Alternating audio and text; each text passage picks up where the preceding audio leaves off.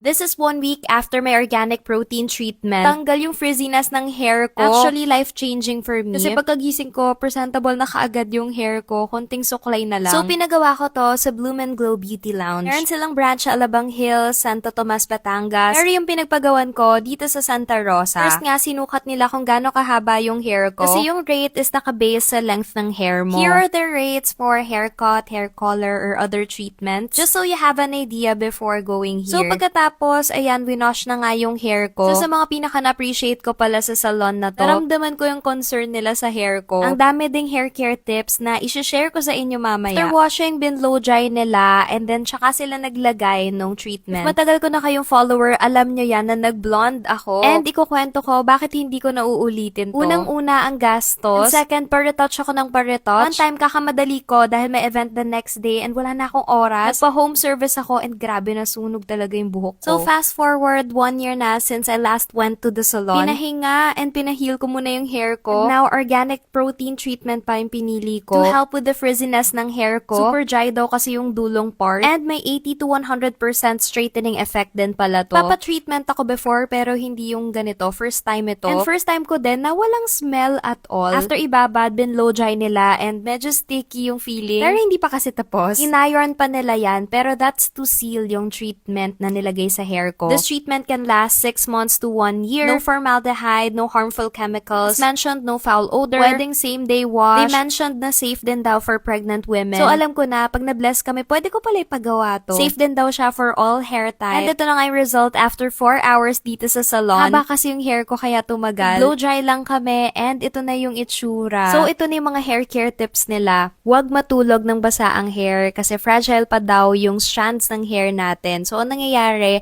nakaka-increase daw siya ng hair fall. Number 2, huwag daw gumamit ng hot water sa head natin kasi again with the hair fall. Number 3, gumamit daw ng non-sulfate shampoo kasi nakaka-improve daw yun ng retention ng moisture sa hair natin tapos less frizz na din. This is 1 week after my organic protein treatment. Tanggal yung frizziness ng hair ko. Actually, life-changing for me. Kasi pagkagising ko, presentable na kaagad yung hair ko. Konting suklay na lang. So, pinagawa ko to sa Bloom and Glow Beauty Lounge. Meron silang branch sa Alabang Hills, Santo Tomas, Batangas. Pero yung pinagpagawan ko dito sa Santa Rosa. First nga, sinukat nila kung gaano kahaba yung hair ko. Kasi yung rate is naka-base sa length ng hair mo. Here are the rates for haircut, hair color, or other treatments. Just so you have an idea before going here. So, pagkatapos, ayan, winosh na nga yung hair ko. So, sa mga pinaka-na-appreciate ko pala sa salon na to, naramdaman ko yung concern nila sa hair ko. Ang dami ding hair care tips na isi-share ko sa inyo mamaya. After washing, binlow dry nila, and then tsaka sila naglagay ng treatment. If matagal ko na